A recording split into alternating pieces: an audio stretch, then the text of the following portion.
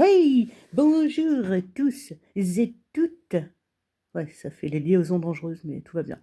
Et comme le titre l'indique, si je n'oublie pas de l'indiquer donc dans le titre, j'adore cette phrase, je vais vous bassiner avec ma façon de vivre mes handicaps. Et pourquoi je fais ça? Eh bien parce que j'ai envie. Y a-t-il une meilleure raison que cela? Pour les personnes qui me connaissent peu, voire pas du tout, je peux vous présenter un petit peu, mon CV volontairement incomplet, hein, afin de rester centré sur le sujet du podcast du jour. Mais en gros, je vis avec 2 troubles 10, dyspraxie et dyscalculie, un TSA-SDI léger, trouble du spectre de l'autisme sans déficience intellectuelle léger, des apnées du sommeil, une forme de narcolepsie. En gros, j'ai pas de cataplexie complète, c'est-à-dire que je tombe pas par terre, je n'ai pas de perte totale de tonus musculaire, mais je peux à peu près m'endormir n'importe quand et n'importe comment. Et j'ai un SED hypermobile, donc syndrome d'Ehlers-Danlos hypermobile, qui est une atteinte du tissu conjonctif, pour résumer, et une myopathie FSH, myopathie facio-scapulo-humérale, qui, elle, atteint des muscles. Eh, est-ce pas mal, hein, cette liste? Je ne vous demande pas de tout retenir, bien évidemment.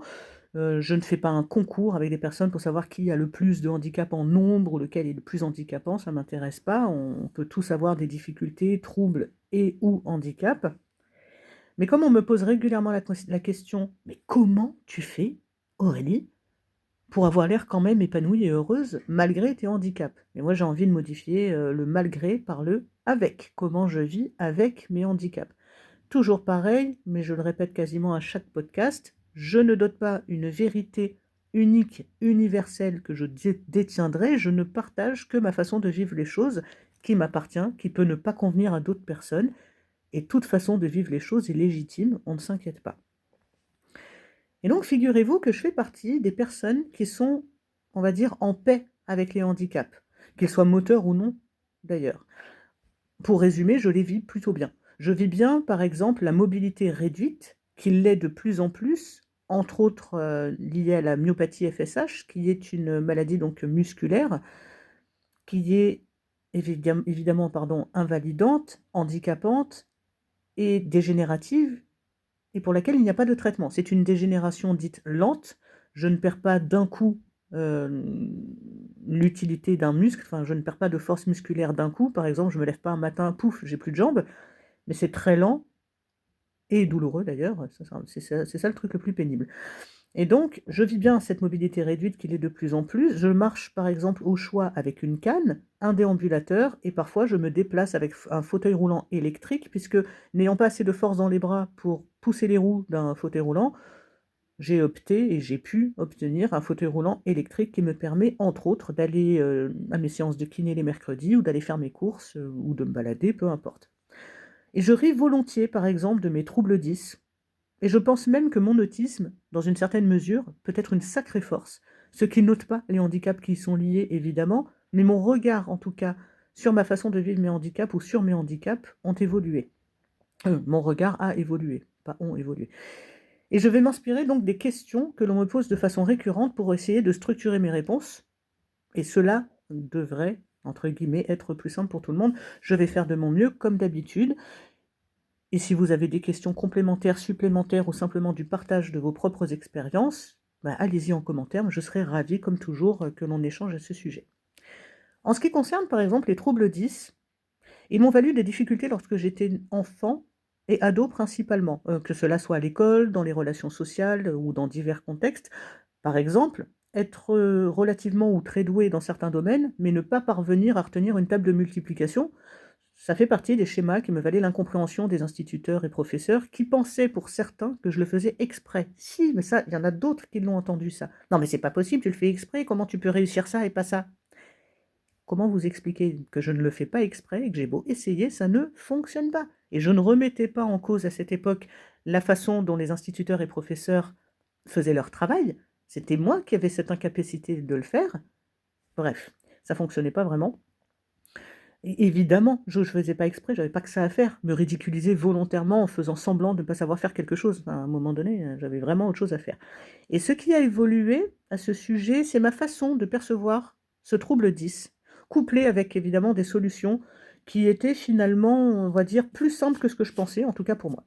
Exemple, utiliser une calculatrice. Bah oui, à l'époque, il y avait pas de téléphone portable.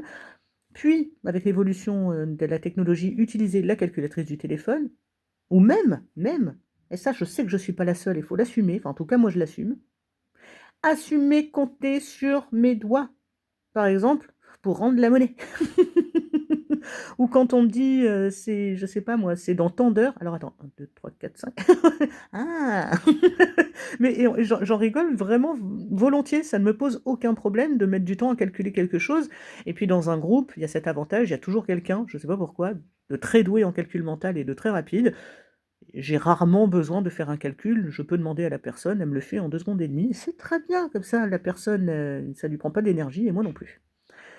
Et depuis effectivement donc j'en ris, vraiment de bon cœur et c'est la même chose au sujet de la dyspraxie, qui a été elle aussi couplée avec des difficultés de proprioception, en gros la perception de mon corps dans l'espace et après tant d'années, parce que je vais avoir 42 ans cette année, après tant d'années à tomber, trébucher, me cogner absolument partout, ouais, meubles, portes, les gens, les poteaux, tout ce que tu veux, tout ce qui est en travers de mon chemin, ma gestion et ma connaissance de mon propre corps, ou plutôt mon attention portée à mon propre corps, ont été grandement améliorées, notamment grâce à des séances hebdomadaires de psychomotricité que je fais toujours le mercredi matin, ainsi qu'au fait d'assumer pleinement le fait de me cogner partout.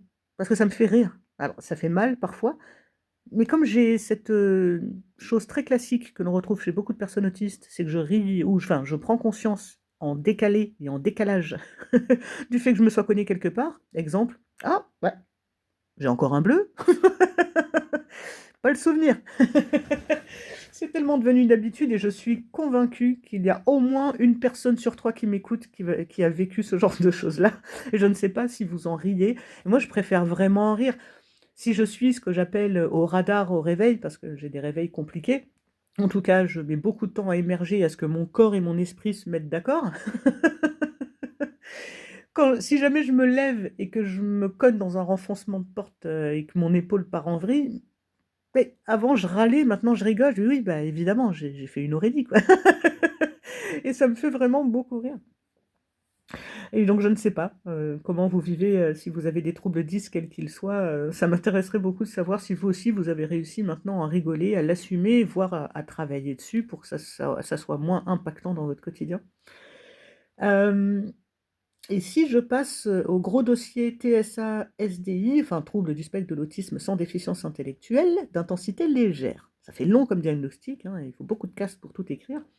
Mais ce dernier point, ça signifie en gros que mes besoins d'aide sont considérés comme moindres, puisqu'on a niveau 1, niveau 2, niveau 3, léger, modéré, sévère. Et donc, j'ai des besoins d'aide, mais dans certains contextes, uniquement. Et je détaillerai éventuellement dans un prochain podcast, dans le sens où on est déjà 8 minutes 26 et j'aurai même pas le temps de parler de tout, dans ce podcast-là.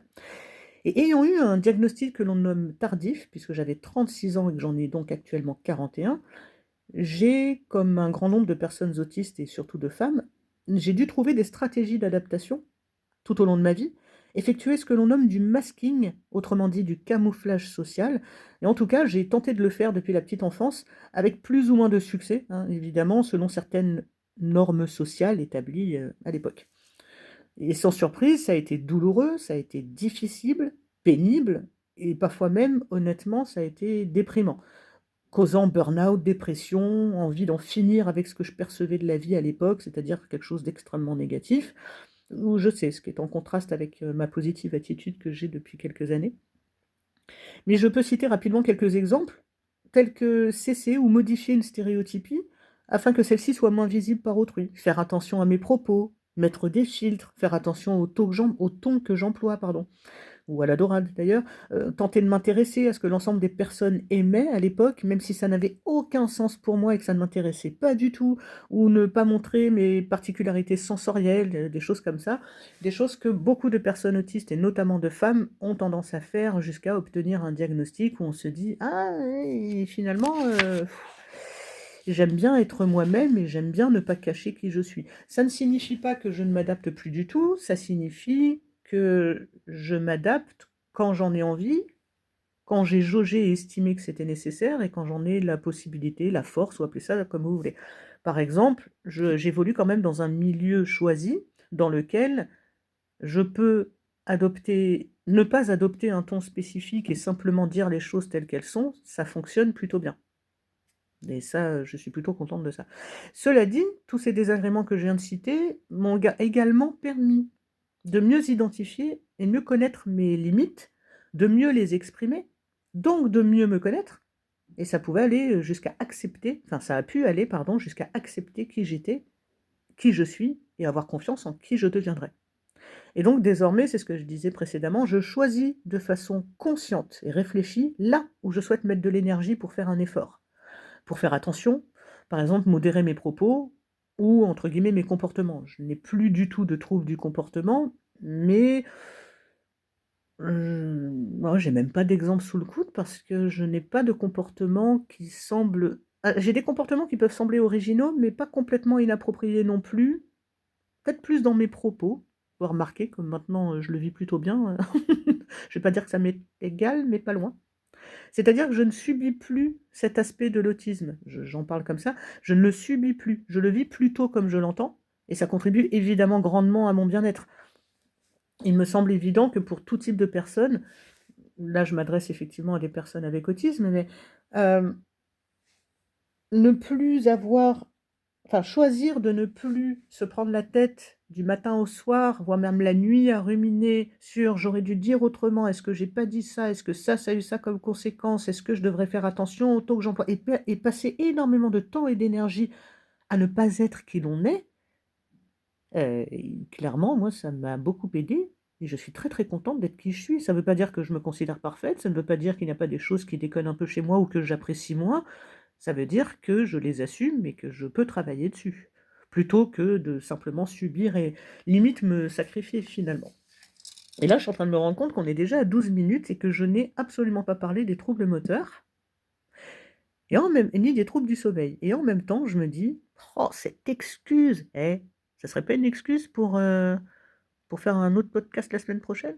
Allez, vous savez quoi? On va faire ça». Donc pour résumer, puisque j'ai parlé des troubles 10 et de l'autisme, je parviens effectivement à les assumer, à mieux les vivre, à en rire, peut-être lié aussi au fait que j'ai pas mal de réparties. Merci maman, elle m'a appris beaucoup de choses sur le fait d'avoir de la répartie. Ça a été une inspiration. Et donc dites-moi en commentaire si vous en avez envie, bien évidemment, comment vous vivez vos troubles 10 et ou votre autisme. Est-ce que vous le vivez mieux? Est-ce que vous avez vu une évolution dans un sens comme dans l'autre? Si vous avez envie de partager ça avec moi, je serai absolument ravie et je vous remercie une nouvelle fois d'avoir passé ces 13 minutes et quelques à écouter, mes propos et à écouter Aurélie qui raconte sa vie. Et je vous dis à lundi. Salut!